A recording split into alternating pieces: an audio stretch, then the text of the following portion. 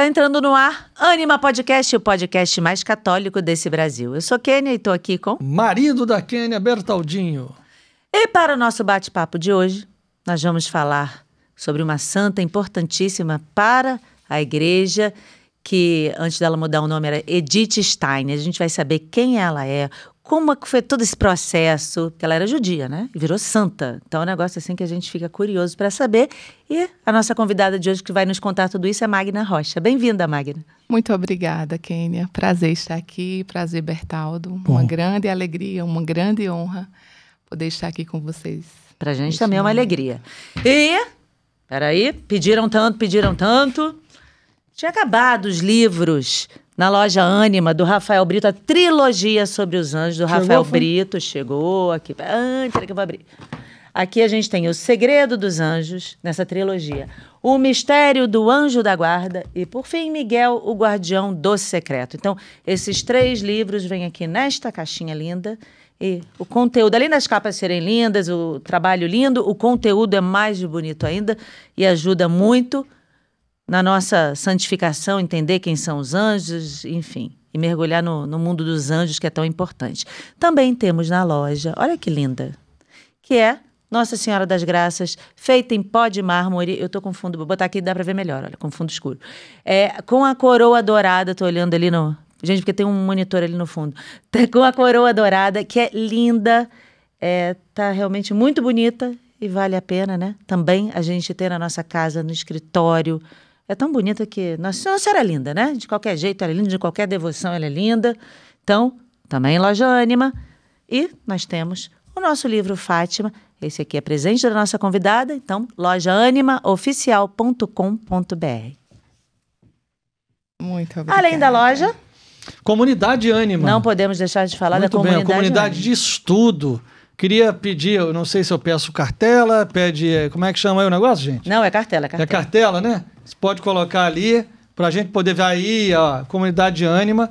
Tá com desconto agora do início do ano, tá certo? E muitos professores, nós temos 7 pilares e eu convido você a entrar hoje. Não deixe para amanhã. A gente precisa de formação. Vocês vão entender no podcast de hoje, como também no que nós fizemos ontem, que a formação é fundamental. É preciso estudar. A nossa fé não é assim, do nada. Então a gente precisa de estudo. E quanto mais a gente estuda, mais a gente aprofunda esse amor de Deus e sabe que Deus está sempre ali conosco. Então a Comunidade Ânima foi feita para você. É só você clicar e entrar imediatamente e ser aluno nosso com muito orgulho, com muita honra, poder participar dessa comunidade e dar aula também. Muito bem. Gente, olha, a Magna Rocha, ela é doutora em educação, psicologia da educação. Tem pós-doutorado em teologia, especialista, como eu já falei no início, em Edith Stein, que, né, o nome religioso é Santa Teresa Benedita da Cruz. Autora do livro Edith Stein para Educadores. E o principal da Magna é que ela é casada com Silvio, mãe do André, Pedro, Ângela e Francisco. Isso mesmo. Muito Ainda bem bem que entrou. Faltou uma ponta aqui que eu estou vendo no seu tal, que é missionária da comunidade Sou Shalom. membro da comunidade Shalom, Isso. com promessas definitivas como comunidade de aliança. De aliança, né? Muito bem. Aliança. Isso. Eu e meu esposo Silvio, quem já aproveito para mandar um beijão. Muito bem. Que queria muito estar aqui hoje, mas compromissos profissionais impediram. Mas mando um abraço para vocês também. Ah, que bom. Um abraço também para o Silvio. Então, olha só, porque sempre fica assim, né, uma mística. Edith Stein, judia, mas santa? Eu até acho que ficaria muito interessante se fosse Santa Edith Stein. Até para mostrar, eu sei porque tem no Carmelo mudar o nome, né, aquela coisa toda, mas para mostrar bem o nome de uma judia que se tornou santa. Isso é belíssimo. É belíssimo. E assim, quem foi Edith Stein? Primeiro, essa sua observação, né? Eu assisti recentemente o pessoal aqui do Instituto Hesed, que a gente não sabe nem o nome deles de batismo, né? E Edith Stein, curiosamente, o nome dela de batismo, até hoje a gente está aqui falando em Edith Stein. Tem pessoas que chamam Santa Edith Stein, Santa Teresa Benedita da Cruz, que se torna o nome religioso dela. Mas é curioso que o nome dela, a gente conhece os dois e, enfim. Mas, respondendo a sua pergunta, ela, de fato, ela nasce numa família judia, alemã, né? Uma família fervorosa, né? A mãe tem 11 filhos, os pais têm 11 filhos, mas aí Edith Stein, quando ela tinha menos de 2 anos, o pai morre bruscamente e a mãe assume essas crianças, né? A Edith Stein tinha ali menos de 2 anos e tinha até 15 anos, mais ou menos. Vivos eram 7, eles tiveram 11, mas Edith Stein é a 7ª filha. Nós estamos mais ou menos em que ano ainda, só para o pessoal se situar? Isso, ela nasceu em 1891, finalzinho do século XIX, e ela vive aí nesse período do início do século XX, né? Ela morre ali em 1942, então ela vive de 1891 a 1942. Isso na Alemanha? Na Alemanha, na cidade de Breslau, da Alemanha. Na época, hoje essa cidade faz parte do território polonês, depois da guerra, tal, mas nessa época era do território alemão. E a mãe cria os filhos ali na fé que possuía, no judaísmo. Eles tinham toda uma tradição. Eles não eram assim muito ortodoxos, é tanto que os filhos estudam em escolas públicas alemãs, o que não era tão comum, né? Mas eles cultivavam os rituais e ela foi criada nesse ambiente. Aos 14 anos, ela tem uma crise de adolescência e, como era uma menina muito estudiosa, né, ela perde o gosto tanto pelos estudos como pela fé, né? Então, ela passa a não... para de estudar e não quer mais ir para o colégio. A mãe compreende aquele momento dela. Tinha uma irmã mais velha que tinha acabado de ter um filho e ela encaminha a Edith Stein para ir ajudar a irmã a cuidar desse bebê. Passado ali algum tempo, ela se recupera dessa crise existencial ali na adolescência. Retoma os estudos, mas em matéria de fé ela continua indiferente, né? Ela diz ali que intencionalmente ela parou de rezar. Ela não queria mais ter nenhum tipo... A irmã já tinha abandonado também, já casada, médica, morando em outra cidade. E aí, como ela conviveu aquele período numa família que vivia um ateísmo prático, né? Eles não eram revoltados contra Deus, não diziam que Deus não existia, mas vivia aquele ateísmo prático, né? Se Deus existe, tudo bem, mas não faz parte da nossa vida. E a Edith Stein traz isso também para a sua Não era uma vida. família religiosa, né? Não. Com práticas religiosas.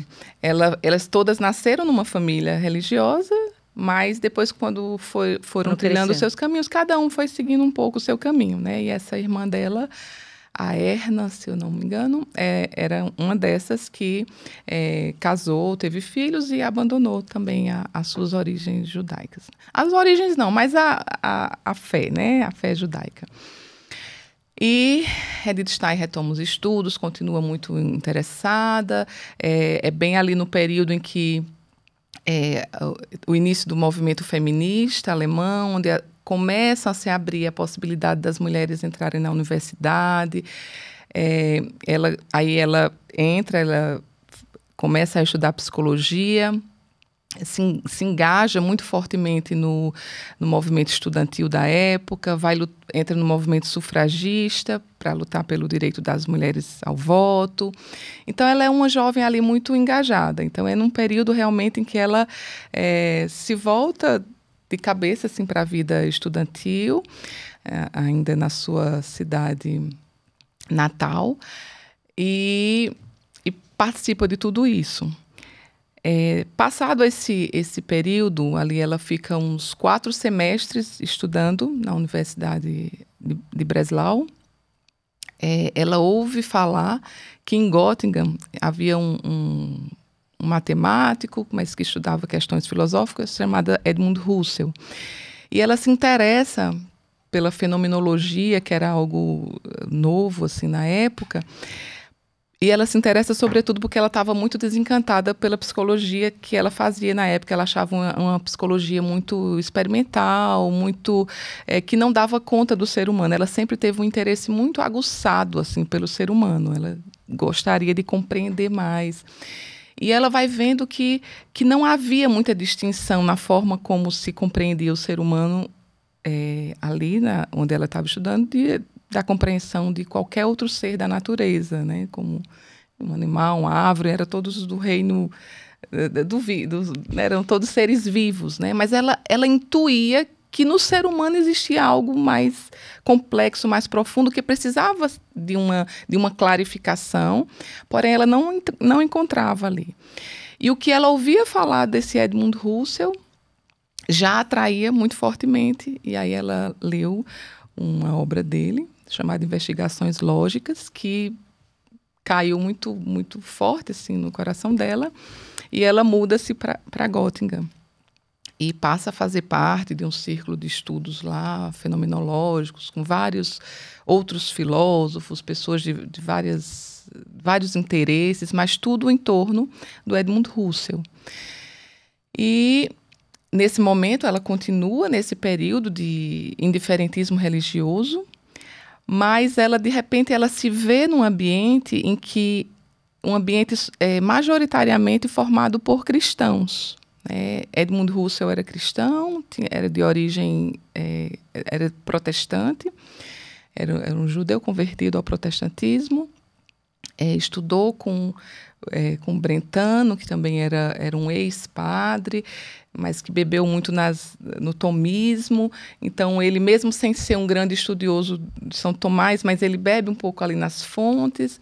E aí tem Max Scheler, enfim, eram várias pessoas que estavam ali naquele ambiente estudando fenomenologia, estudando os fenômenos, tudo, mas todos eles meio que cultivavam uma experiência religiosa, uns no protestantismo, outros no catolicismo, mas ela, de repente, ela se viu em meio a muitos cristãos, pessoas que ela levava muito a sério, pessoas que ela tinha uma admiração intelectual por elas, e aí ela vê que os preconceitos racionalistas dela começam a ir caindo por terra. Ela fala isso na sua autobiografia, que era muito comum, e até hoje é comum, essa premissa de que uma pessoa inteligente, ela não pode ser uma pessoa de fé, né? Essa cisão que existe entre fé e razão, isso era muito forte no ambiente acadêmico, e ela entendia isso. Que ela tinha que idade?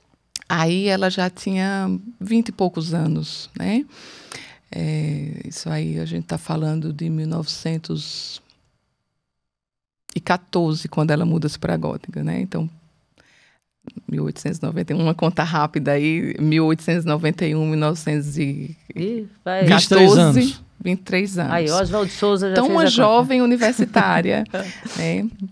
E aí, eu tô falando muito dessa parte. Não, mas você tá aqui pra falar. Ninguém conhece, é bom que você fale, que aí a gente começa a saber o que está acontecendo. E quando ela estava muito envolvida nos seus estudos, 1914, explode a Primeira Guerra Mundial.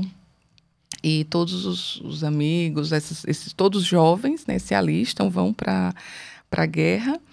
E ela, que poderia estar dando prosseguimento ali aos seus estudos, na época ela se interessava muito fortemente sobre a questão da empatia.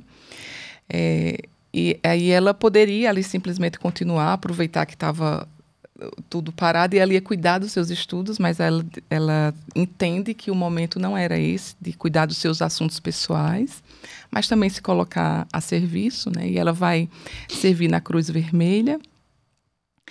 Nesse período acaba acontecendo um novo golpe, assim, nesse seu ateísmo prático também. Ela nunca foi uma militante ateia, mas ela vivia esse ateísmo prático, como muitos, né? Que foi... Antes de falar desse golpe aí, para eu entender uma coisa, ela se encantou ou começou a despertar nela o fato deles serem cristãos, mas com isso ela não se converteu, não teve nada disso, ela só levantou a antena ali. Levantou a antena, caindo okay. Esses preconceitos racionalistas, que ela dizia assim, eu sempre achei que as pessoas mais inteligentes, necessariamente, elas tinham que abrir mão da fé, porque a fé era tido como mito, né? Então, não dá para conciliar fé e razão. Se você é uma pessoa realmente séria intelectualmente, você tem que abandonar essas coisas mitológicas que não são possíveis comprovar cientificamente, né? Então, era meio isso. E ela começa a perceber que aquelas pessoas que ela levava muito a sério, que ela considerava pessoas muito inteligentes, a ponto dela mudar a sua vida, mudar literalmente de cidade e tudo, eram pessoas de fé também. Então, ela via ali encarnado pessoas que sabiam conciliar a experiência de fé e um estudo profundo, né? Então, ela começa a se questionar. Entendi. Eu te interrompi logo no golpe. Foi suspense pra galera. Foi proposital. Qual foi o segundo golpe? Tinha um desses amigos dela que chamava Adolf Heineck, que era casado, e ele vai para a guerra e ele morre na guerra. E ela... Aquela experiência para ela de perder um amigo, inclusive conhecia muito proximamente a esposa dele, eles eram amigos ali de estudos, ela espera encontrar uma pessoa completamente dilacerada, desestruturada, com a perda assim, tão precoce de um jovem, né, também um casal jovem. E ela tinha a experiência dela da viuvez da mãe, né? Que a mãe, embora fosse uma mulher de muita fé, de muita garra, levou os negócios do marido adiante, que eles eram comerciantes, ela conseguiu seguir tudo, mas trazia essa marca do luto muito encarnada, né? Viveu de preto ali ao longo da vida. Então, a experiência que ela tinha de luto era a da mãe. E ela vai encontrar com essa viúva esperando encontrar algo semelhante. E quando ela chega lá para dar os cumprimentos, assim, ela, pela primeira vez, ela toca numa experiência de dor, de luto, pacificada. Né? É ali que depois, ela fazendo uma leitura desse momento, é aquela experiência da cruz, né? Alguém que tem uma esperança para além do sofrimento. Né? Foi o primeiro encontro dela com a cruz. Né? A cruz brilhou diante dela. E ela pôde ver no testemunho daquela viúva essa experiência de um sofrimento real, porém com uma esperança em algo que ela desconhecia completamente. Né? E os anos passaram mais um pouco, até que tem o golpe final, né, nessa conversão, que é o encontro com o livro da vida de Santa Teresa d'Ávila. Geralmente, quando as pessoas contam assim apressadamente a história de conversão da Edith Stein, dá a impressão assim que ela estava vivendo a vida, aí de repente lê o livro da vida e se converte. Mas é todo um caminho, um processo, né, em que ela vai se desarmando pouco a pouco, e aí quando ela se encontra com Santa Teresa, com o livro da vida, ela realmente tem essa experiência assim, de um encontro em que ela percebe que encontrou a verdade, né? A verdadeira fé que ela buscava. Ali ela já estava meio na dúvida se ela buscava o protestantismo, o catolicismo, ela já estava inclinada, mas aí em Santa Teresa ela diz, não, é aqui, eu quero o que essa mulher achou. Então, se foi no catolicismo que ela encontrou, eu quero ser católica. E ela não só queria ser católica, como ela queria já se tornar carmelita de imediato. E aí foi todo um caminho. Mas na realidade, então, são dois golpes, né? O primeiro é que ela vivia uma vida de um ateísmo disfarçado. Uhum. E o segundo, vivendo essa vida de ateísmo disfarçado, ela tinha ainda uma origem de culto judaica. Uhum. E, ao mesmo tempo, ela deixa de ter o ateísmo disfarçado, ou seja, passa a crer, mas ainda muda de religião. Uhum. É isso? São essas duas coisas que aconteceram com ela.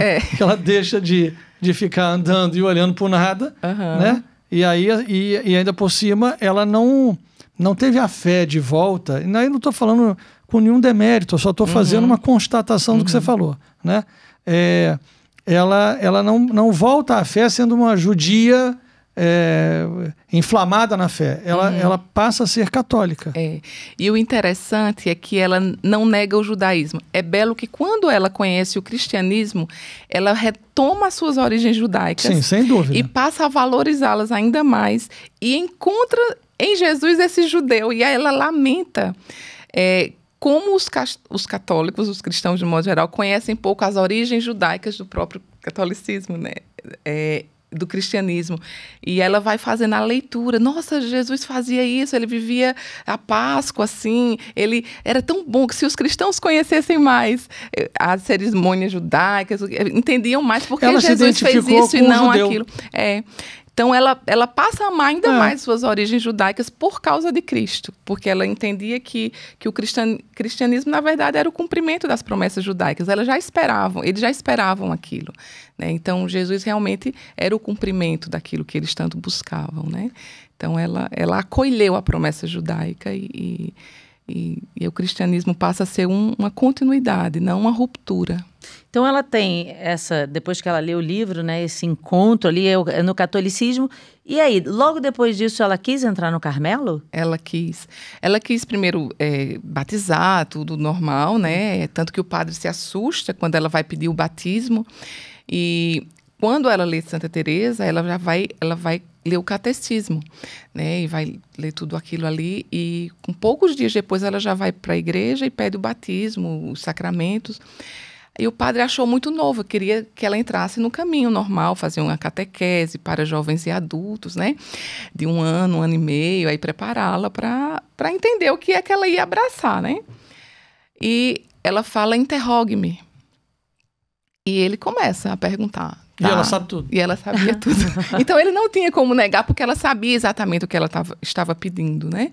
Então, a conversão dela ali se dá no finalzinho de 2021, no dia 2 de janeiro de 2020. 2021 foi há pouco tempo. 1921, em dezembro, finalzinho de dezembro de 2000. Não, de 1921. E 1922. 2 de janeiro de 1922, ela recebe os sacramentos e passa a viver como uma católica bem consciente assim, do que ela realmente estava abraçando. Tá, e daí para entrar no Carmelo? Aí se passa Isso aí é 22, ela entra no Carmelo só em 33. Então tem um período mais aí. 10 anos. Ela queria imediatamente, porém ela é desaconselhada, né? Porque ela tinha um repertório intelectual fenomenal, assim, ela tinha toda uma trajetória de estudos na psicologia, na pedagogia, na sociologia, na filosofia. E ela começa a se encantar por esse novo repertório que ela estava conhecendo, que era o repertório cristão, e ela claro que ela vai ler lá as obras de Santa Teresa, aí Santo Agostinho, Santo Tomás de Aquino, e ela vai mergulhando na tradição, e ela vai... Então, o confessor dela, né, que passou a ser um confessor dela, um orientador espiritual, entendia que ela entrar para o Carmelo naquele momento ia ser uma ruptura muito grande. O Carmelo não tinha nenhuma tradição intelectual, vamos dizer assim, ela ia ser uma monja, e ele aconselhou que ela poderia ficar no mundo como uma leiga, podendo contribuir para a formação de outras pessoas, né, como leiga. E assim ele aconselha e assim ela acolhe, né? E ela fica desse período de 22 a 33 atuando muito fortemente no mundo intelectual católico, né? Ela continua seus estudos em fenomenologia e tal, mas ela muda-se para uma cidade chamada Speyer, na Alemanha.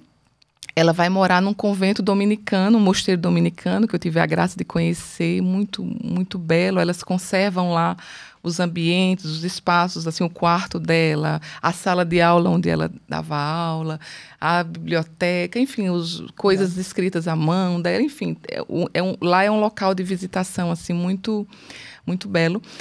E ela mora nesse local por 8 anos, ali vivendo uma vida secular intensa e, ao mesmo tempo, uma vida oracional, contemplativa intensa também, com missa diária, com adoração, e aprofundando os estudos de São Tomás de Aquino, né? Porque, no caso, ela era um convento dominicano, um mosteiro dominicano, e lá elas tinham muitas obras de São Tomás, e ela ajuda, inclusive, na tradução de algumas obras do latim para o alemão. Então, é um período de aprofundamento da fé dela. Mas para se tornar definitivamente uma carmelita, foi quando? Aí, em 33, Hitler assume o poder. Ela estava bem no auge, assim, ela já morava em um outro lugar chamado Münster, estava lá já formando professores num instituto de pedagogia científica. E aí Hitler assume o poder. Ela percebe, porque ela já percebia o movimento, como ela tinha uma grande atração por essa questão do ser humano, da sociologia, das ideologias. Ela era muito atenta a como as ideias atuam nas práticas, né? Assim, como começa no mundo das ideias, daqui a pouco vai e se despeja na realidade. E ela foi vendo todo o processo de construção da ideologia nazista. E ela advertia, e ela tentava, mas ela foi vendo, né? Em 1933, quando Hitler assume o poder, ela já tinha todo o quadro da coisa. Ela disse, vai dar ruim, né? A partir de agora não tem mais, eu não tenho mais futuro aqui, porque ela continuava tendo as suas origens judaicas, né? Era cristã, mas ela escreve nesse ano uma carta para Pio XI. Essa é uma carta belíssima, profética, assim, porque ela compreende, ela tem uma lucidez, uma clareza. Essa carta ficou muito tempo nos arquivos secretos do Vaticano e mais recentemente, já em 2002, 2003, ela foi publicada. Nossa, há pouco tempo, né? Quando abriram os arquivos. Eu não sei precisar o ano, mas já foi, né, de 2000, assim. Né, no ano Talvez 2000. pela canonização dela, perto? Após ser, né? já. Foi após. Já após a Não, canonização. porque às vezes tem cartas que tem o tempo de segredo. Uhum. Então, tem um documento que ele está lacrado para 100 anos. Até 100 anos ninguém vai poder ler. Isso. Acabou os cara doce. Isso. Sei que inclusive no livro, eu publico a carta na íntegra, né? No meu livro. Esqueci o nome do meu livro. O seu livro, vou ler aqui, Destaque peraí. para Educadores. O seu livro é Destaque para Educadores. Formação integral em tempos de fragmentação. Esse é o subtítulo. Então, eu coloco lá a carta na íntegra, porque eu não sei se procurando na internet tem como acessar, mas é um documento de muita lucidez. Ela alertando ao Papa que ele precisava tomar uma atitude. Ela queria... Ela era muito também... muito entusiasmada, então ela esperava assim, um pronunciamento público do Papa naquele momento, denunciando. Ela queria uma atitude mais enérgica do Papa, né? Depois ela escreve que o Papa respondeu a carta para ela, mandando uma bênção e nada mais, né? Assim que ela coloca no... Ele me mandou uma bênção e nada mais, né? Aí ela disse, eu acho que ele deve ficar pensando que tudo que eu escrevi na carta se cumpriu, tudo que estava lá, né? Mas, enfim, então... Mas, volto a perguntar, quando Hitler assume o poder, ela já era uma carmelita? Não, esse foi o marco. Ela era leiga, ela tinha todo um projeto pela frente Sim. de continuar. Mas ela entende que não haveria mais futuro. Ela iria passar a ser perseguida também, como todos os judeus iriam, tal. E ela nunca abandonou o sonho de ser carmelita. Ela ficou na vida secular por obediência, mas ela nunca abandonou o sonho dela de ser carmelita. Durante 12 anos, ela alimenta esse desejo. É por isso que eu perguntei, quando é que ela entrou aí no Carmelo, né? Aí, era um domingo do Bom Pastor, ela entra na igreja e ela faz um momento lá muito bonito diante de Jesus, perguntando para ele se finalmente ela poderia dar esse passo que ela tanto desejou. E ela diz que o Bom Pastor... responde positivamente a ela, né, de que era chegada a hora. E aí ela escreve uma carta para poder ser aceita no Carmelo. Ela já tinha aí mais de 40 anos, 41, 42 anos, e ela é aceita. Ela já tinha feito uma tentativa antes e foi negada, mas nesse momento o Bom Pastor deu a piscadela para ela e diz, agora vai que é tua vez. E aí ela consegue essa liberação e ela entra realmente para a vida carmelita, que era um sonho, como eu disse, que ela alimentava há 12 anos. E lá ela recebe também uma autorização para continuar vivendo o ordinário do Carmelo e ainda poder ter, nos momentos livres dela lá, continuar produzindo. Ela ainda produz algumas obras importantes ainda, já dentro do Carmelo. Carmelo na Alemanha mesmo. Na Alemanha, ela... primeiro fica em Colônia, mas depois a perseguição nazista começa a se intensificar também na Alemanha. Ela é transferida para a Holanda, fica lá de 39 a 42, mas aí em 42, os bispos da Alemanha escrevem uma carta pública se opondo... Aquilo que ela queria que o Papa fizesse em 33, os bispos da Alemanha fazem em 42, que é bater de frente, né? Assim, publicamente. E aí, como represália, eles mandam... Porque os judeus convertidos ao catolicismo eram poupados, né? Quem tinha atestado de batismo, tanto. Aí eles cancelam essa concessão e passam a perseguir todos os judeus mesmo convertidos. Já que os bispos católicos estão condenando Não, a gente para nós... perseguiram todo mundo, né? Aí foi todo mundo. Foram centenas. Mas aí ela estava na Holanda. Foram os bispos da Holanda que fizeram Sim, então ela isso. estava na Holanda. Mas aí, como é que foi isso? Porque ela foi presa na Holanda? Foi presa na Holanda, no mosteiro de Erst, na Holanda. E aí levaram as carmelitas tudo presas pro campo de concentração? Ou só ela? Ela e a irmã Rosa, que a irmã Rosa acompanhou ela também, né? A mãe da Edith Stein nunca aceitou demorou muito a aceitar a conversão dela, e além da conversão, ainda a ida para o Carmelo, né? Foram 2 golpes duríssimos também para a mãe, mas depois da morte da mãe, a irmã Rosa, que já vivia esse processo, passa também a morar com ela no Carmelo. Se eu não me engano, ela não chega a se tornar carmelita, mas passa a morar no mesmo Carmelo, mas também como cristã, tudo. E eles levam as 2. Deste Carmelo, levam as 2, né? A Teresa Benedita da Cruz, que era o nome dela depois quando ela entra para o Carmelo. Teresa por causa de Santa Teresa. Benedita pela forte ligação que ela tinha com os beneditinos. E da Cruz por conta de São João da Cruz também, que era um grande... Ela admirava muito São João da Cruz, é tanto que a última obra dela é A Ciência da Cruz, que é um estudo sobre a obra de São João da Cruz. Interessante. E aí ela é levada para onde? Ela é levada para Irmã, Auschwitz. né? Ela vai logo para Auschwitz. Não sei se vocês já estiveram lá. Não, ainda não. Tá. Porque eu acho que o dela é o Auschwitz-Birkenau, porque tem aquele que é o mais famoso, que tem aquele letreiro, assim, né? Não é aquele. Ali foi onde o Maximiliano Kolbe, tem a célula lá do Maximiliano Kolbe, mas tem um outro, em outro local próximo também, que tudo indica que foi lá. Eu não tive a oportunidade de conhecer esse, mas nós temos uma grande amiga, a irmã Adaís Berger, que também é estudiosa, pesquisadora da Edith Stein, que esteve lá e disse que tem um lugarzinho lá, que tem o nome dela no meio de muitos outros. Ela achou na parede o nome da Edith Stein, que eles fizeram como uma homenagem lá, e tem os nomes das pessoas que estiveram ali. Porque acho que tinha um registro, né? Tem. Todo mundo que entrava, enfim. Isso.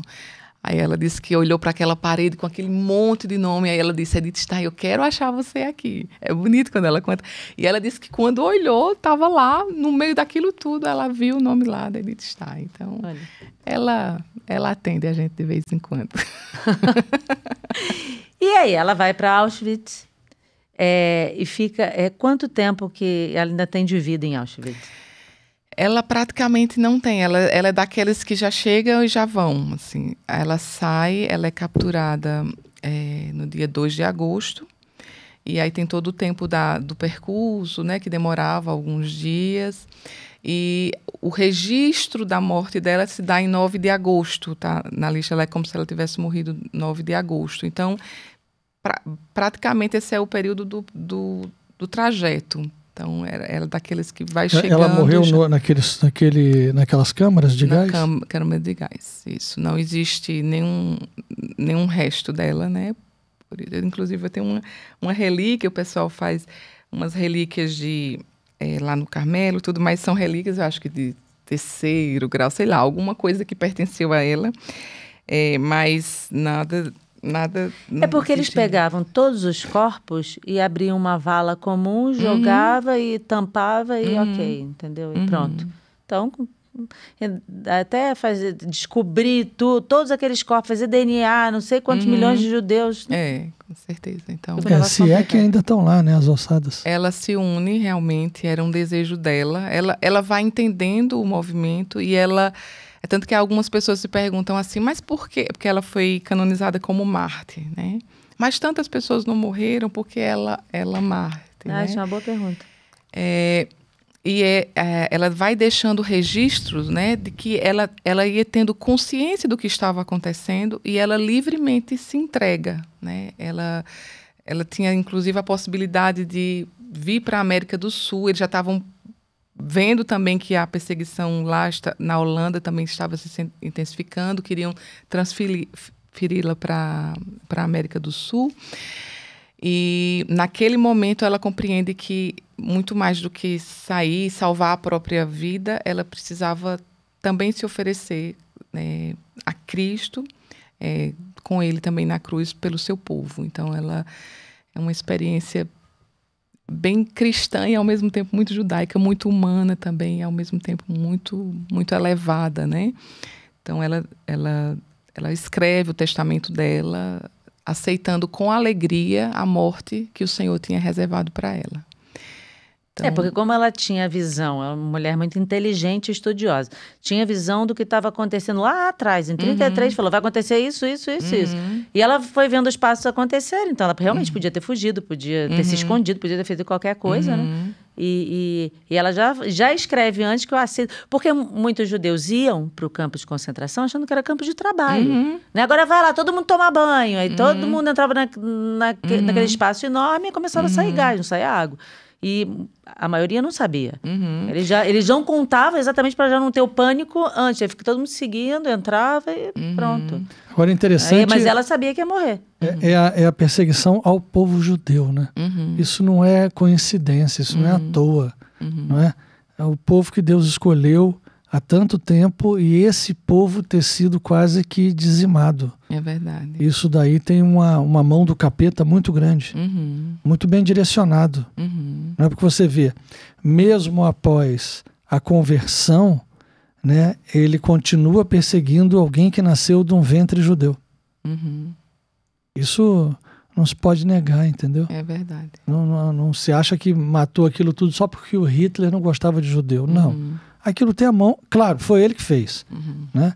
Mas foi ele que fez servindo a quem ele acreditava. Né? Com certeza. Todo projeto de morte, seja lá de quem for, claro que o povo judeu tem essa marca muito forte, mas qualquer projeto de morte, de eliminação, tem a mão do capeta, né? Que ele só sabe matar, roubar e destruir. Onde ele passa, ele deixa a marca dele, né? De morte, de destruição. Essa é a... Inclusive, ontem eu ouvi uma frase aqui, muito interessante, né? Que as pessoas pensam que os demônios se dão bem, né? Mas eles mesmos se odeiam entre si. Eles não se suportam. Não se suportam. Então, assim... porque a gente não para pensar nisso. A gente acha que é um clube fechado, que eles tudo são... amiguinho, né? Que eles são ali unidos, Não mas é um bem quer assim. passar a rasteira no outro. É verdade, é verdade. É uma coisa interessante. Agora, assim, você é pós-doutora em teologia. Como é que você chegou na Edith Stein?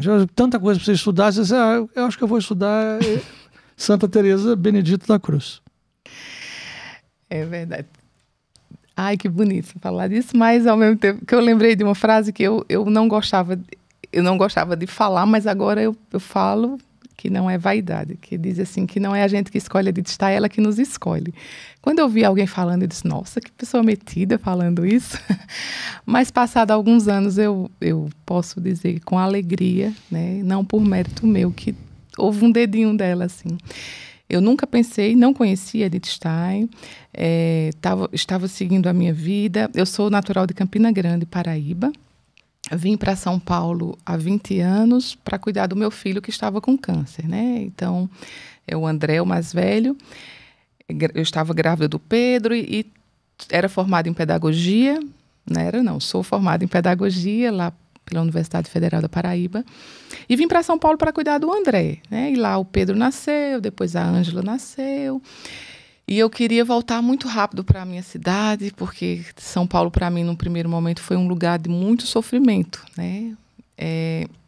Mas, passado este tempo, a gente foi vendo que André precisava voltar para revisões ainda muito frequentes. Não fazia sentido voltar para morar na Paraíba e ficar vindo para São Paulo todo mês, ou cada 2 meses. Então, a gente foi ficando, até que apareceu a oportunidade de fazer mestrado na PUC. Para mim, naquela época, era totalmente fora do meu radar. Mas a oportunidade surgiu, eu abracei e comecei a fazer um mestrado em educação, na psicologia da educação, e usando os referenciais que eram daquilo ali, né? A pedagogia que eu fiz, os autores eram basicamente os mesmos, né?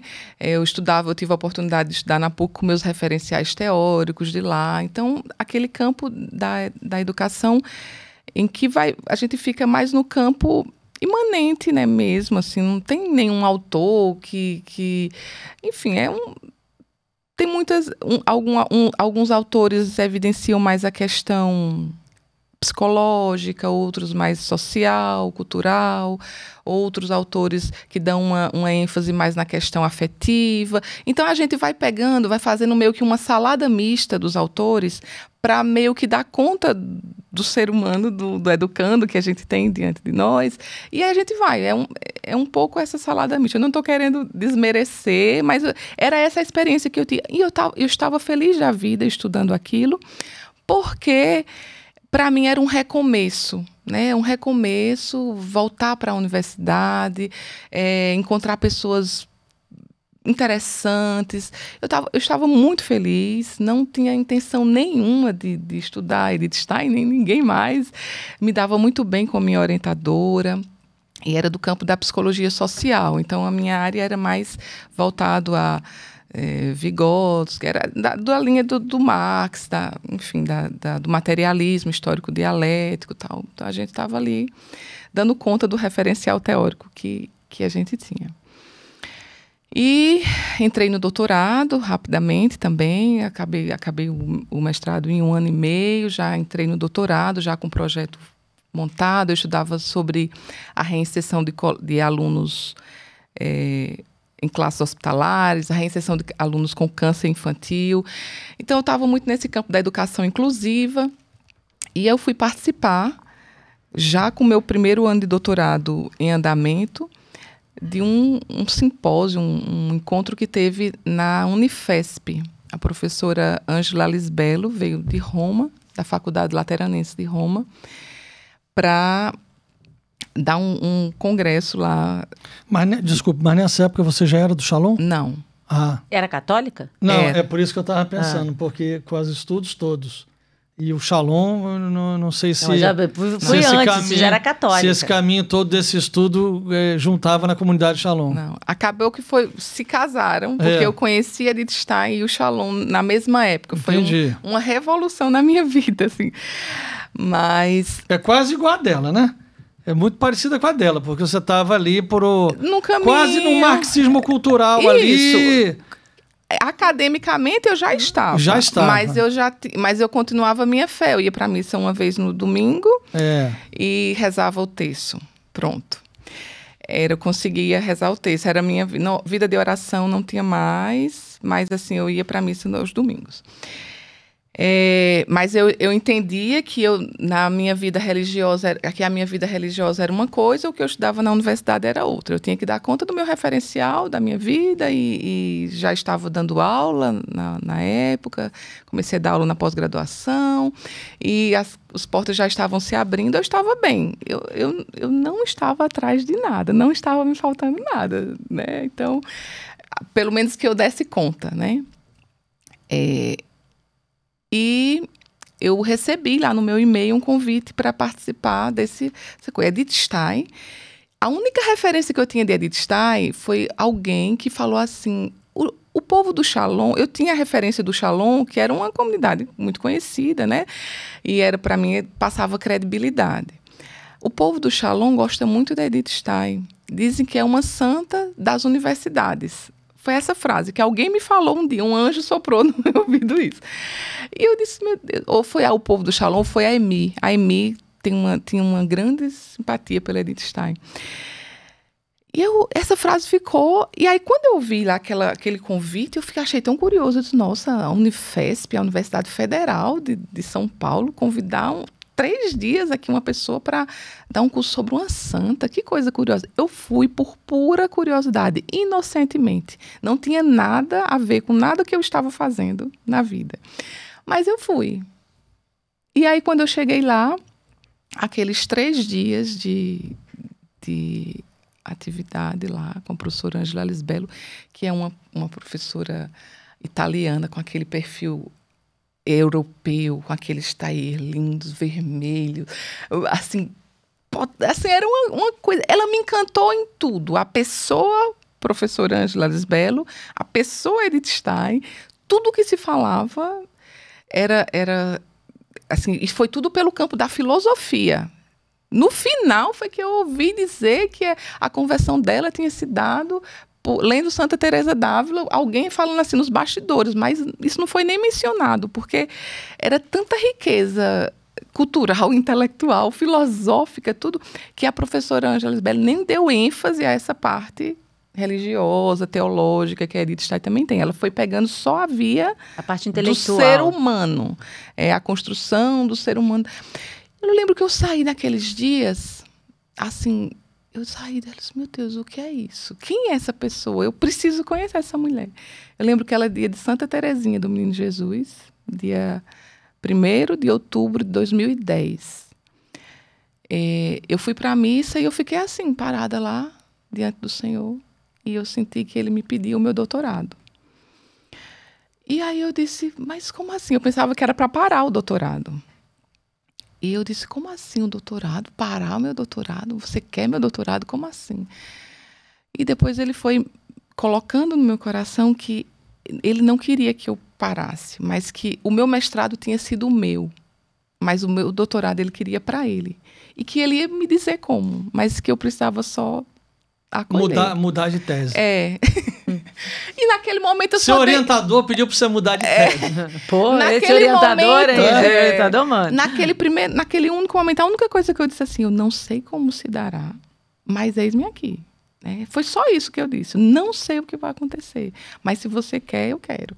Eu achava que aquilo era muito mais difícil de fazer, mas vamos. E aí foi todo um processo de mudança. Eu voltei, conversei com minha orientadora. No primeiro momento, ela rejeitou veementemente. Ela disse, Edith Stein, quem é? Eu não conheço. Como é que eu vou te orientar uma coisa que eu nunca ouvi falar? Você sabe alemão? Não, mas tem um curso na USP de alemão que eu acho que eu posso fazer.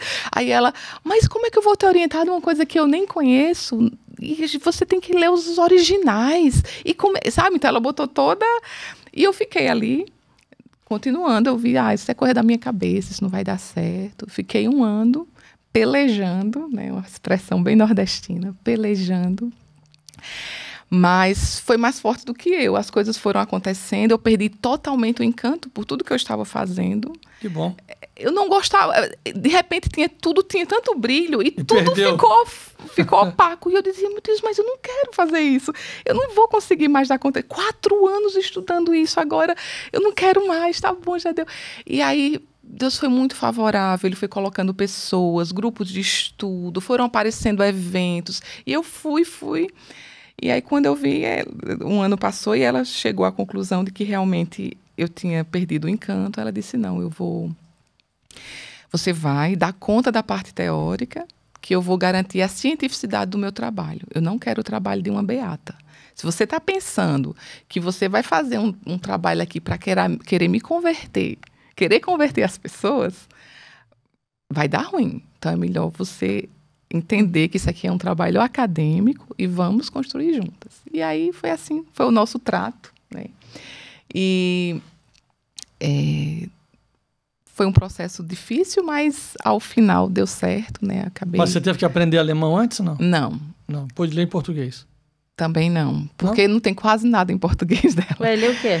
Aí eu lia em espanhol e italiano. Eu aprendi o italiano para poder...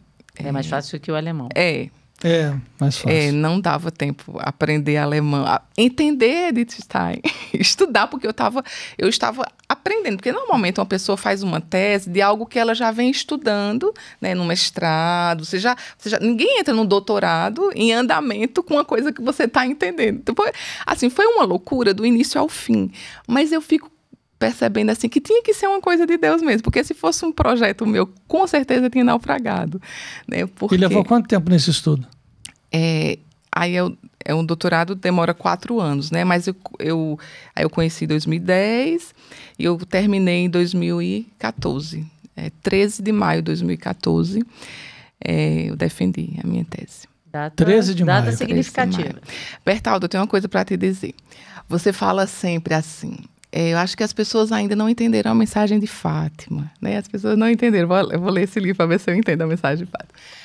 Mas quando eu estava vindo para cá, eu disse assim, eu acho que eu ainda não entendi a mensagem de Fátima na minha vida. Porque é muito presente esse 13 de maio, sabe? Eu casei dia 13 de maio, nós casamos, e eu não tinha devoção para Nossa Senhora de Fátima, não. Foi assim, foi uma data, foi uma inspiração, mas eu nem sabia que era 13 de maio. Só que quando eu fui, a gente foi dar entrada nos proclames lá do casamento, tal, eu descobri que eu tinha sido batizada no dia 13 de maio. Que é isso? Então, eu fui batizada 13 de maio, casei 13 de maio, defendi minha tese dia 13 de maio.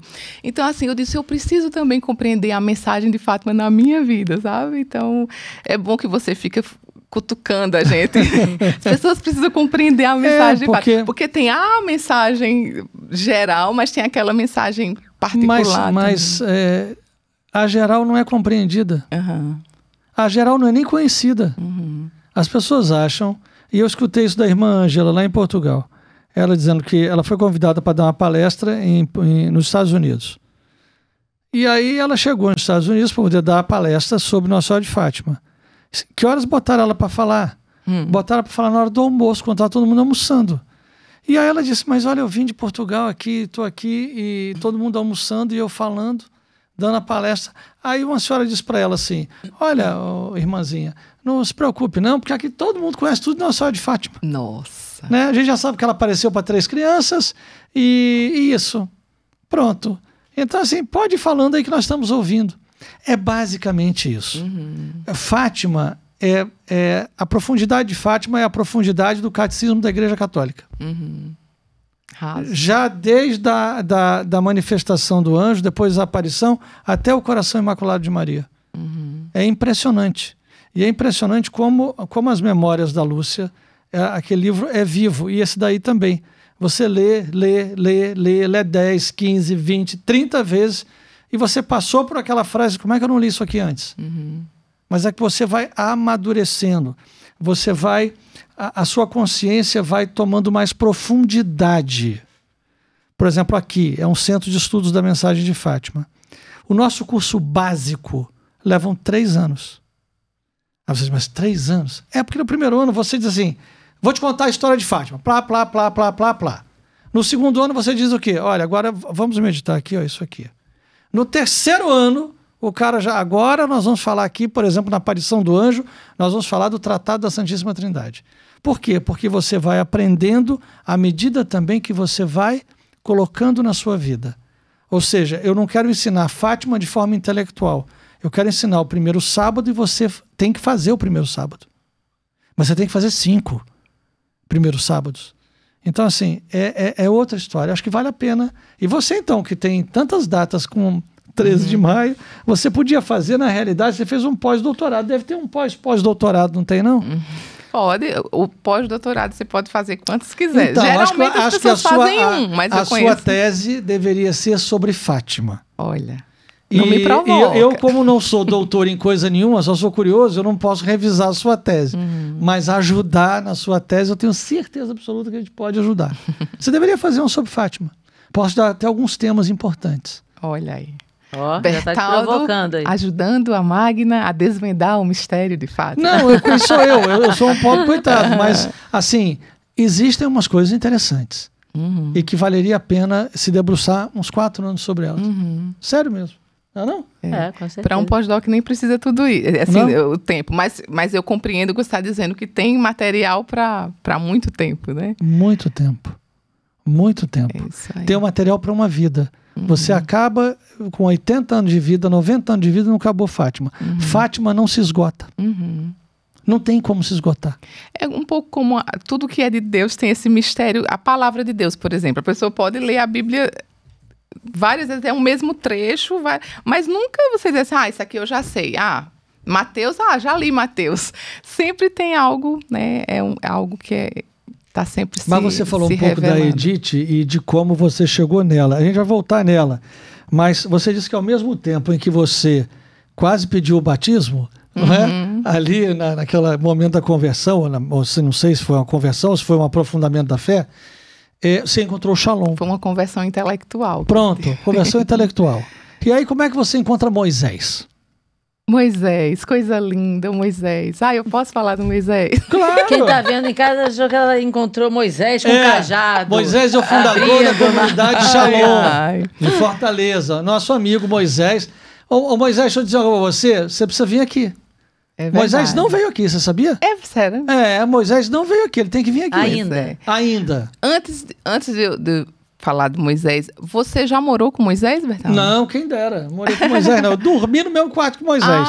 Mas bom. morei, não. Você já chegou a ser da comunidade, não? Não, a gente, assim, lá atrás, a gente fez caminho com a Canção Nova, mas antes mesmo, muito antes de casar, que aí o caminho já foi eu e Kenny, né?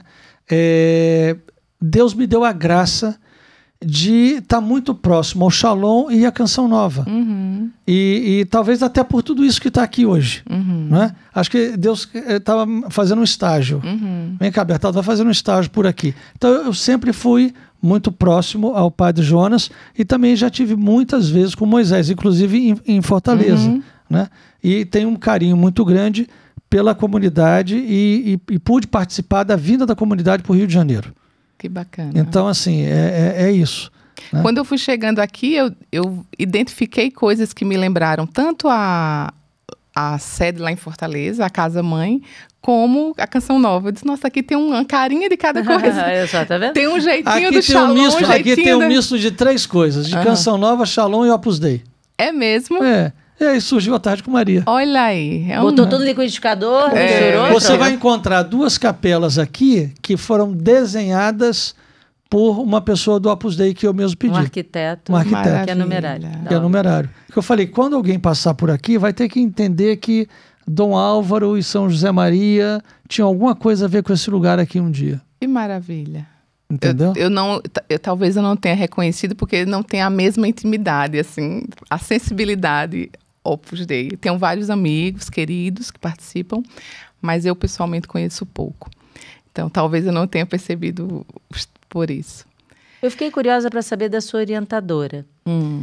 Nesse processo todo, porque ela falou, eu quero tudo muito acadêmico. Sim. Nada aqui religioso. Mas no final, nem uma chaminha brotou no coração dela? Interessante, é uma querida. Eu não sei nem se ela vai assistir, mas Mimi, olha, se você estiver assistindo esse programa, vou até mandar para você. Eu te amo, continuo te amando sempre, viu? Essa história vai fazer parte da minha vida, né? Mas você faz parte da minha vida. Como é o nome dela? A gente chama Mimi, carinhosamente, mas ela é Mitsuko Aparecida Makino Antunes. Mitsuko? Ela é uma japonesa ou chinesa? Tem origem, Sansei, a origem japonesa.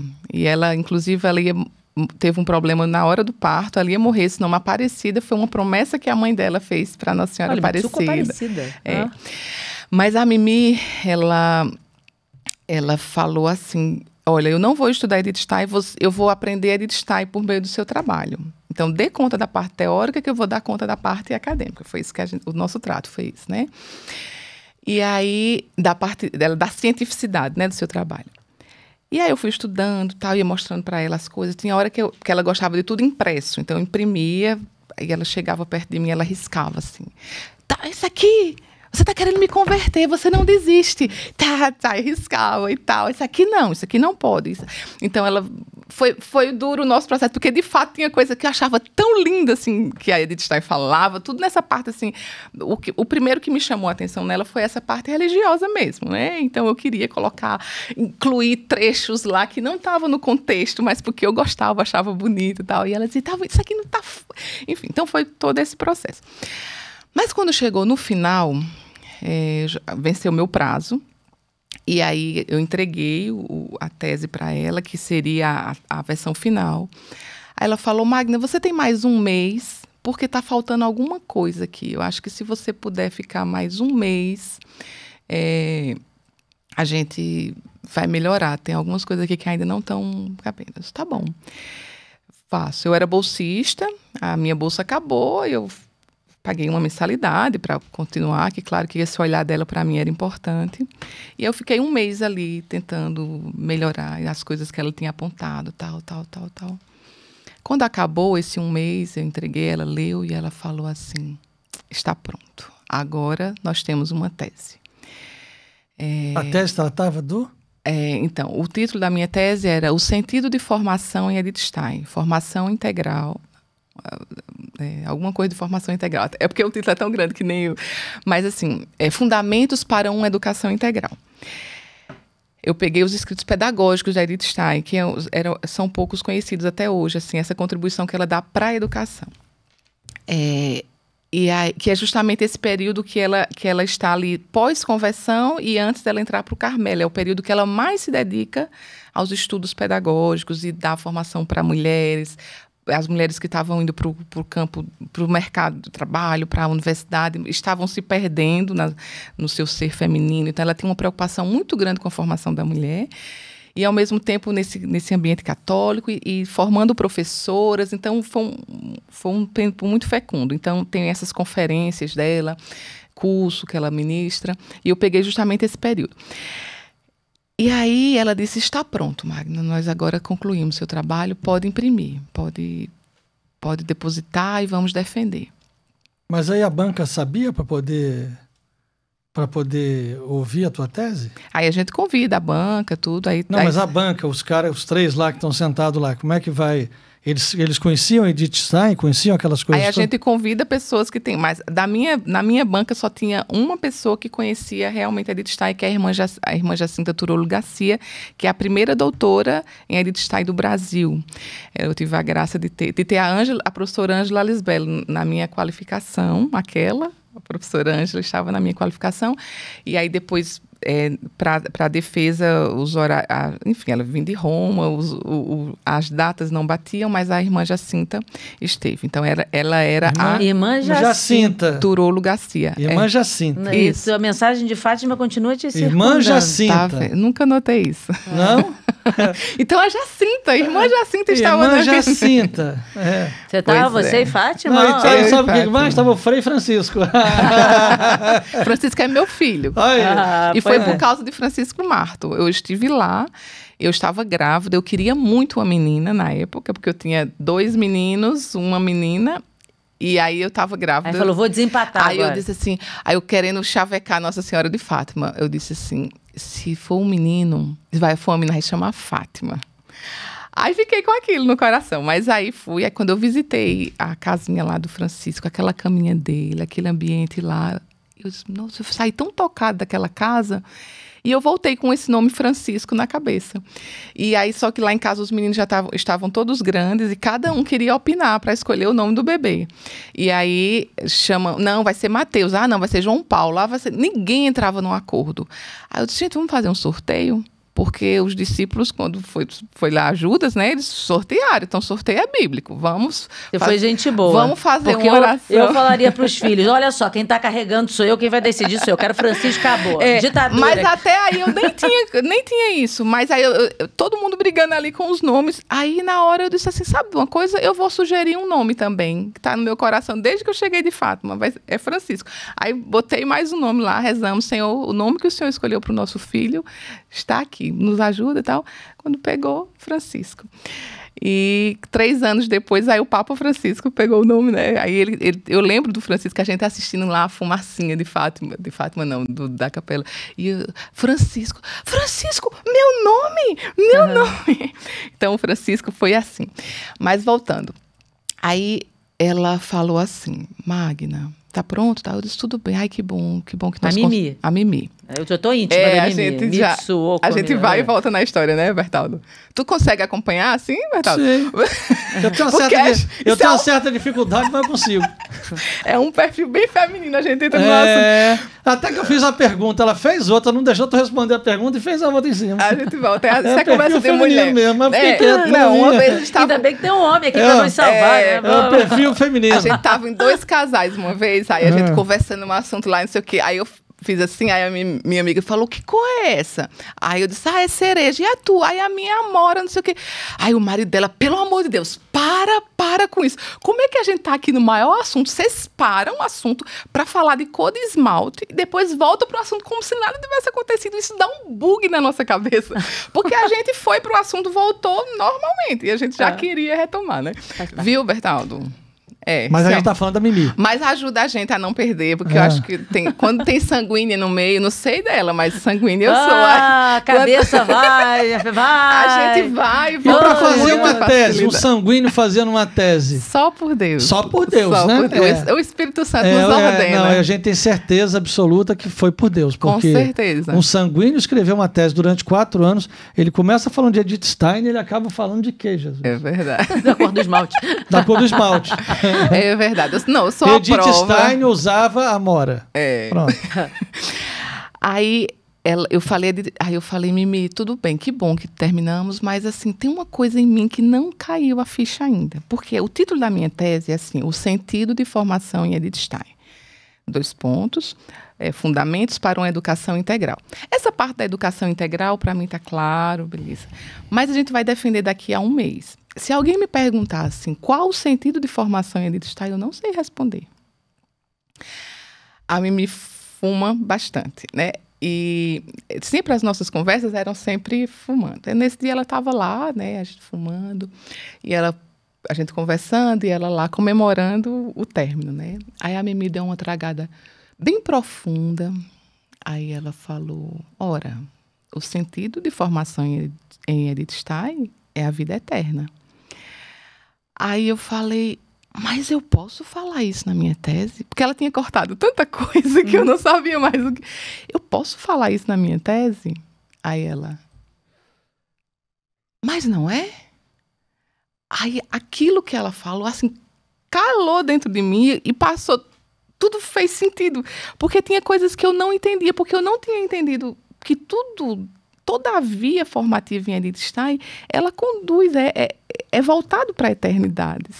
Se não conduz a pessoa para a eternidade, todo o caminho formativo, ele é em vão, assim.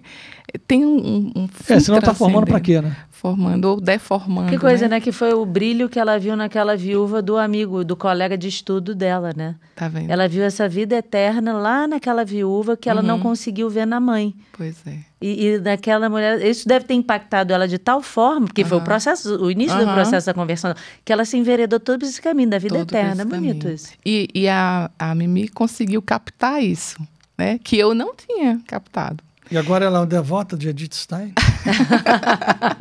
Aí é com ela. Não sabemos.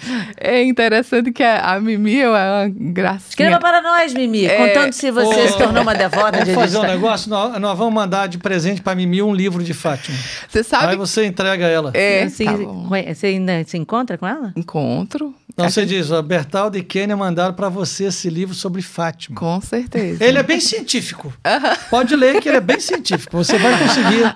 Eu vou aproveitar, já que falando da Mimi, eu vou abrir um parênteses. Ela profetizou uma coisa muito importante. A gente estava lá na época das eleições ali do pré-conclave, aquelas discussões todas, e quem vai ser o Papa, e tinha a chance real do nosso cardeal, o pessoal falava muito do nosso cardeal ser, e tal. Então, assim, a PUC, na época, estava fervilhando essas coisas de pré-conclave. Todos os assuntos giravam em torno disso. Aí ela chegou uma vez para mim e ela falou assim, Magna, quem você acha que vai ser o Papa? E aí, você já quais são suas apostas, tal, não sei o quê. Aí eu disse... Mimi, eu não estou preocupada com isso, porque eu creio muito que o Espírito Santo assiste à igreja. Na hora foi isso que me veio, assim, eu sabia que tinha as coisas, assim, eu sabia que tinha outras coisas que ela queria ouvir de mim, mas ela ouviu isso. Aí ela, o quê? Não, Magna, eu não acredito que você ainda acredita nisso. Que Espírito Santo que nada. Ai, que coisa feia falar isso, a bichinha. Mimi, eu não estou expondo você. Mas ela disse que conta isso em aula. Ela conta nas aulas isso. Que Espírito Santo que nada. Tem os conchavos lá, tem os grupos, tem toda uma articulação. Que Espírito Santo que nada. E eu fiquei lá, olhando para ela, né? Esperando ela se acalmar.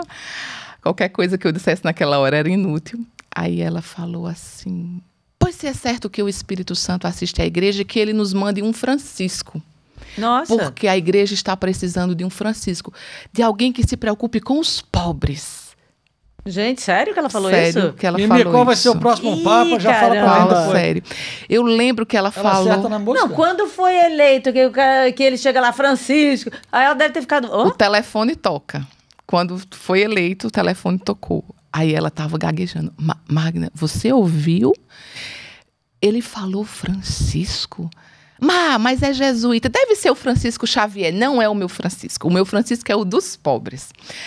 É o Francisco de Assis. Sério? Não, o dele também é dos pobres. E o dele também é dos pobres. E depois pobres. ele não contou a história, foi o cardeal Dom Cláudio, não se esqueça dos pobres. E aí, então, assim, fechou, né? Aí eu disse, Aí ela passou a acreditar no Espírito Santo. Não sei. Não ela sei. falou, o Espírito Santo existe. Pois é. Não prevaleceu o conchavo. Não prevaleceu. Olha só, que coisa, né? O Espírito Santo assiste à igreja. E em relação a Papa, eu sou assim, Kênia. Eu amo o que passou, amo o presente e já amo o futuro sem nem saber. Eu nem sei o Papa. Quem vai vir. Nós estamos em mudança agora de RL. Na comunidade, a gente volta para o Moisés. Na comunidade, nós temos a figura do RL, que é o responsável local, né? Então, sempre quando muda, tem todo um período de adaptação dele, a nossa forma e tal. Mas eu sempre encaro, assim, eu digo, obrigada pelo que passou, o RL que passou, já amei e tal. Eu já me decido a amar que está chegando, que eu estou conhecendo ainda. E a próxima que virá, meu coração já está aberto. Não tem que fazer, né? Estamos aqui, nós somos igreja, né? Como comunidade Shalom, nós somos igreja, estamos a serviço da igreja. E é para amar e para servir. Os pastorinhos mesmo, quando vem a história do Papa no segredo, a gente pode hoje dizer que João Paulo II sofreu um pedaço, Bento sofreu outro pedaço e Francisco outro pedaço. Uhum. A gente tem cena para isso. É mesmo. A cena do Papa tomando tiro, qual foi que tomou? João Paulo II. João Paulo II. Que toma tiro. Sim. Qual foi o Papa que andou no meio dos cadáveres, trêmulo, subindo uma pequena encosta e parou diante de uma cruz tosca?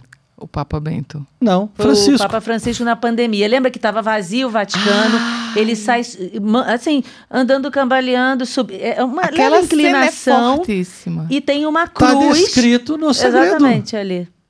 Não tinha cadáver jogado lá, mas no mundo no inteiro. No mundo era um cadáver. E na mensagem de Fátima diz leigos, clérigos, todos morrem. E quantos padres morreram? Bispos, leigos, enfim. Você está entendendo? Muita gente, que assim, é isso daí, quer dizer, o São João Paulo II, o Papa Bento, o Papa Francisco, ou o próximo Papa, é o Papa, é o que os pastorinhos falaram. Tem alguma do Papa Bento?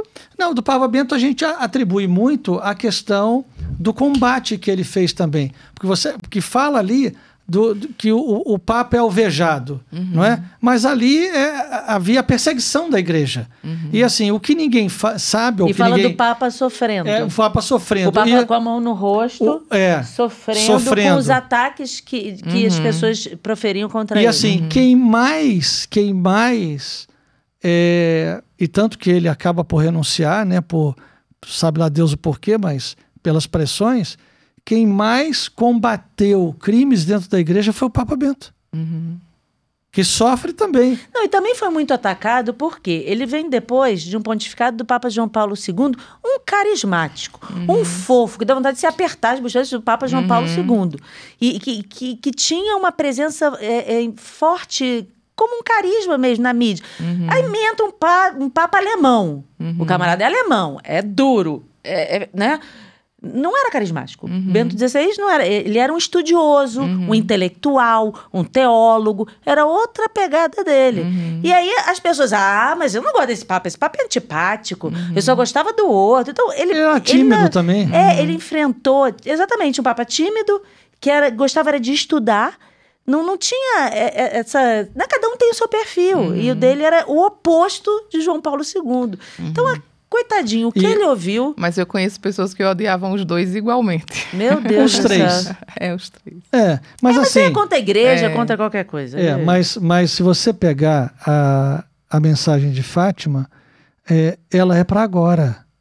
Fátima não é para 1917. Nem de perto. Se você pegar os acontecimentos de agora, você vê exatamente o que está descrito nos pastorinhos. Mas é como, se a pessoa estudar Edith Stein agora... Passou o que ela escreveu ou vale para hoje? Imagina. Esse, inclusive, é um critério para o pedido de doutorado eclesial, que ela está em processo, né? É justamente essa questão da perenidade, a universalidade do pensamento dela, se até que ponto é ou não, e a perenidade. é muito válido, né? Inclusive, o pensamento dela se inseriu de forma muito forte no pontificado do Papa João Paulo II, que é o que beatifica e canoniza ela, que conhecia profundamente a vida, a obra de Edith Stein. Então, é de uma atualidade muito Porque nós grande. temos 4 doutoras na igreja, não é isso? Sim. Que é Santa Teresa d'Ávila, Santa Teresinha do Menino Jesus, Santa Hildegarda de Bingen e Santa Catarina de Sena. Isso. Então agora estão tentando uma quinta, que é Santa Edith Stein, Santa né? Edith Stein. Está ainda em processo de estudo. Está num processo desde 2022, que foi no centenário do batismo dela, que se abriu esse processo. Foi um processo muito bonito de ser feito. Começou pelos carmelitas e eles fizeram uma consulta para vários pesquisadores do mundo inteiro, né? E aí vários foram consultados e a gente preencheu uma pesquisa que foi distribuída. Eu recebi também essa consulta para perguntar para as pessoas o que é que elas indicariam, por que Edith Stein poderia ser doutora. E cada um foi colocando ali, e eles reuniram esse material, depois passou por um crivo lá de várias pessoas de renome internacional, assim, no campo acadêmico. Aí depois foi pela via das instituições, né? Que instituições enviassem pedidos também de vicariatos, de paróquias, de universidades, e aí foram, inclusive, o Centro Universitário Católico Ítalo-Brasileiro, que é um lugar que eu sou parceira lá, que a gente vai, inclusive, lançar uma pós-graduação lá sobre Edith Stein, mandou carta. Então, várias instituições mandaram e foi reunido tudo isso e foi entregue agora em abril do ano passado ao Papa Francisco, todo esse documento numa caixinha branca, assim, muito bonita.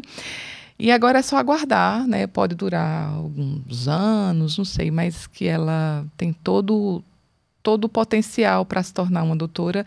Já é doutora secular, né? Uma doutora em filosofia. As outras doutoras não têm esse repertório acadêmico, né?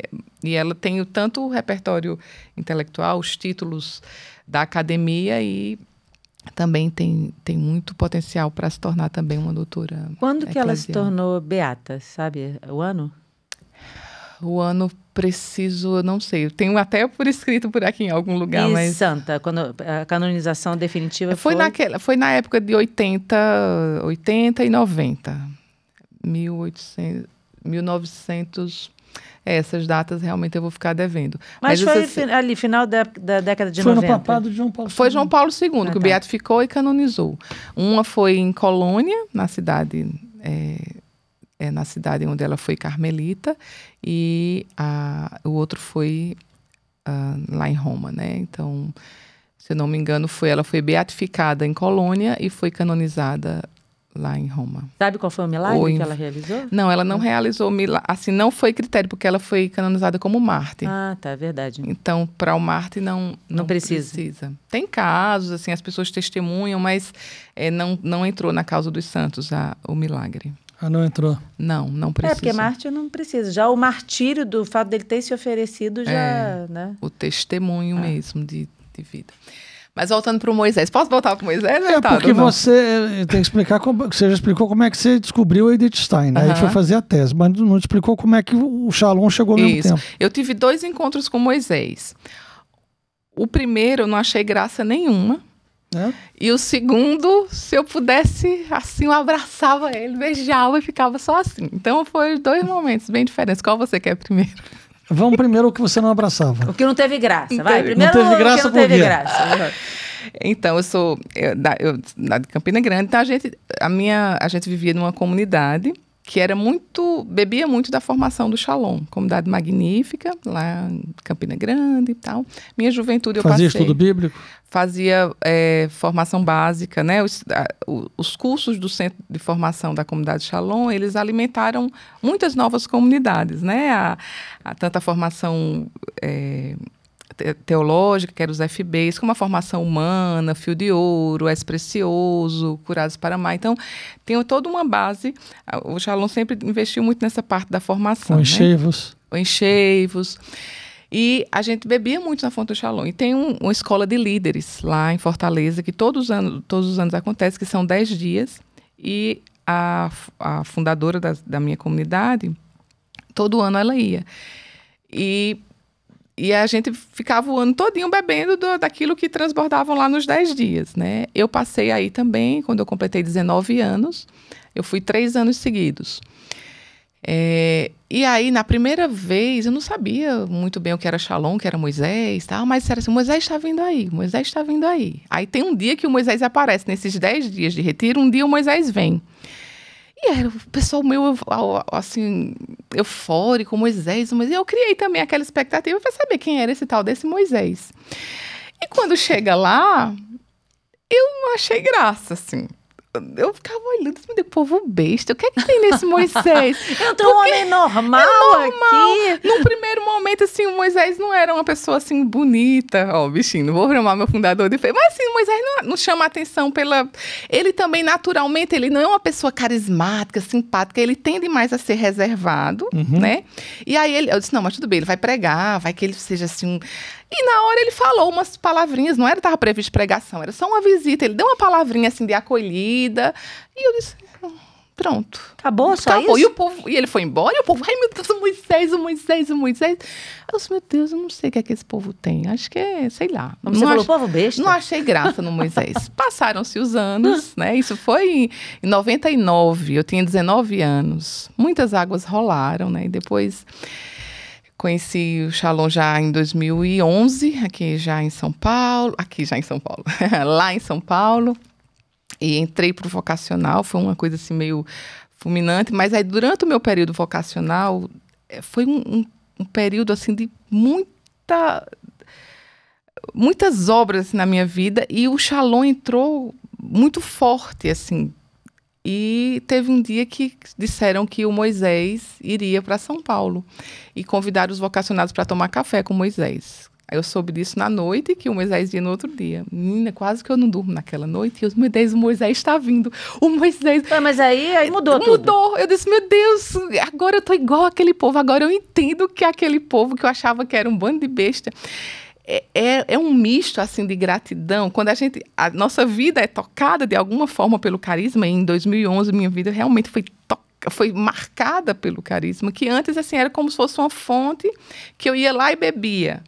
Mas eu não me entendia como pertencente àquele povo. Eu estava, assim, vocacionalmente, eu estava completamente anestesiada. Então, eu não fazia parte. Em 2011, não. Foi um chamado, assim, muito mais intenso, mais forte. E aí, quando eu vi o Moisés pela primeira vez, eu disse, meu Deus, eu só olhava para ele, eu tinha vontade de dizer assim, Moisés, muito obrigada. Você não sabe, mas o teu sim transformou a minha vida, muda a minha vida.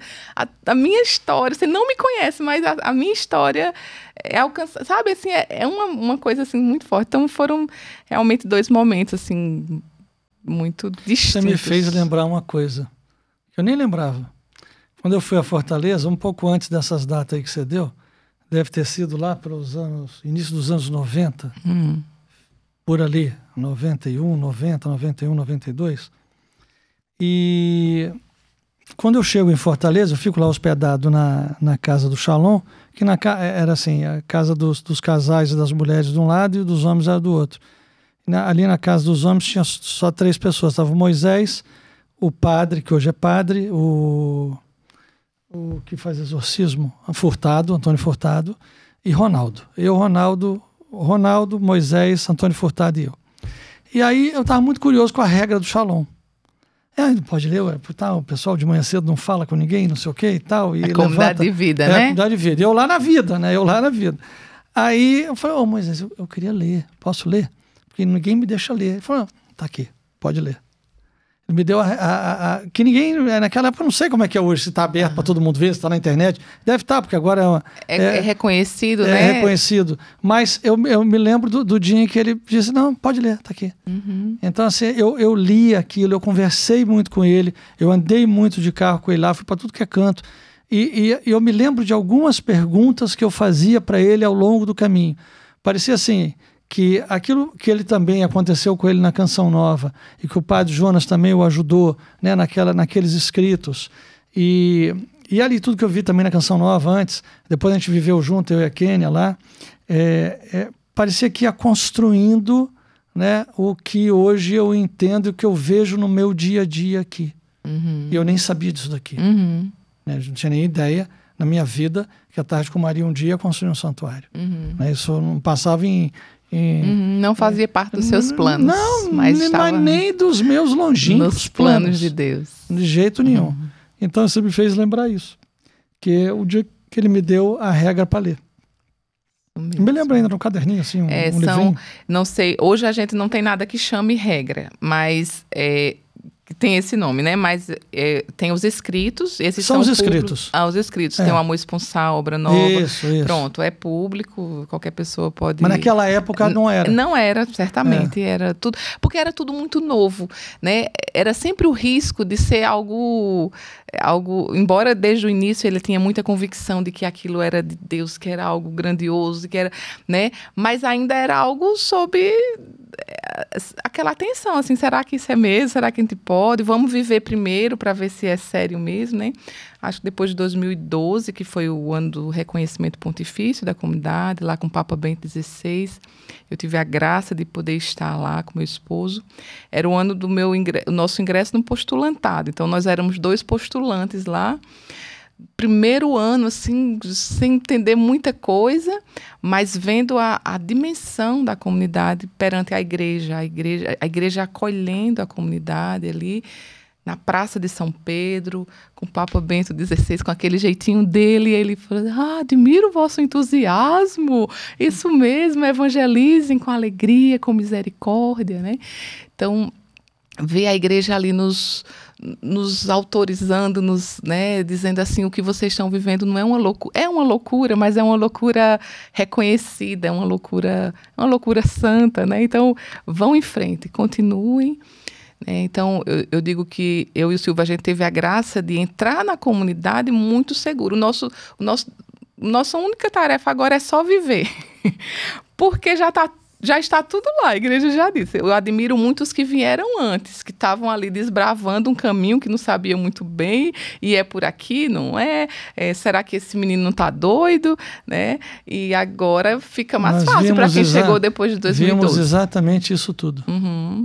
Lá, eu estou dizendo, eu fui logo no início dos anos 90, mas 90 mesmo. Isso. Ali, 90, 91, 92, a Emi, no máximo. cofundadora, casada com 4 filhos. Que loucura é essa, uma mulher casada com um menino, um jovenzinho ali, fundando algo que é isso, a época, né? Era a única de vida que era fora da comunidade. Hoje eu acho que fazendo um retrospecto se fala assim... É de Deus, né? Mas tem que porque se não fosse de Deus, tinha acabado. Né? Com certeza. Aí, pelo contrário, cresceu, né? Então, você vê que é o Senhor lá abanando para o fogo aumentar. Né? Seus filhos também são do Shalom? Eles viveram bem toda a espiritualidade do Shalom desde o início, né? Quando a gente começou o caminho, o caminho vocacional, o mais velho tinha 8 anos, o Francisco tinha 1 aninho. Então, foi todo o caminho junto, né, com eles. Mas, assim, eles já fizeram a Camps, já participaram de grupos de jovens, vão à missa lá também, mas não são membros da comunidade, né? Cada um está ali seguindo o seu caminho, mas tem a sementinha ali. A comunidade de São Paulo é onde? Fica em Perdizes. Fica na Rua Diana 353. Fica próximo ao Palestra Itália, né? Que é o campo lá do Palmeiras. Sei. Pertinho. Muito interessante tudo isso, né? Muito bom, viu? Muito bom mesmo. Gostei imensamente de saber da Edith Stein. E saber que nós vamos fazer uma tese sobre Fátima. Olha. Muito bem, já está convidada. Não me dê tarefa, mas vamos.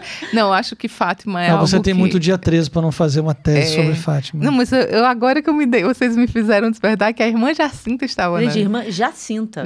Com esse nome. Francisco, tá faltando a Lúcia. É isso que eu ia falar, cadê a Lúcia na história? Cadê a Lúcia? Ela aparece, hein? Daqui a pouco você vai ver onde é que tá a Lúcia aí em tudo isso. É verdade. Maravilha. Que bom, viu? Tudo bem, minha irmã. Agora, onde é que as pessoas te encontram? Dá o seu Instagram, como é que a pessoa pode falar com você? O meu Instagram é Magna_Shalom. Assim. Magna_Shalom. Shalom. Muito bem, lá as pessoas te encontram, acompanham o que você a gente tem um Instagram chamado A Vida de Edith Stein. Que legal. Para quem quiser também conhecer um pouco mais, temos um site, Edith Stein, edithstein.com.br. Aí o nome dele é Estudos Integradores da Pessoa Humana. Então, entrando Quem lá quiser também... se aprofundar, consegue ali. E a sua tese está lá? Boa pergunta. Mas a tese dá para ser acessada, se procurar assim, acho que Magna Rocha, dá um Google lá, Magna Rocha, Edith Stein, vai ter alguns artigos por lá, vai ter livro para comprar. O meu livro, na verdade, é uma adaptação da tese, né? A tese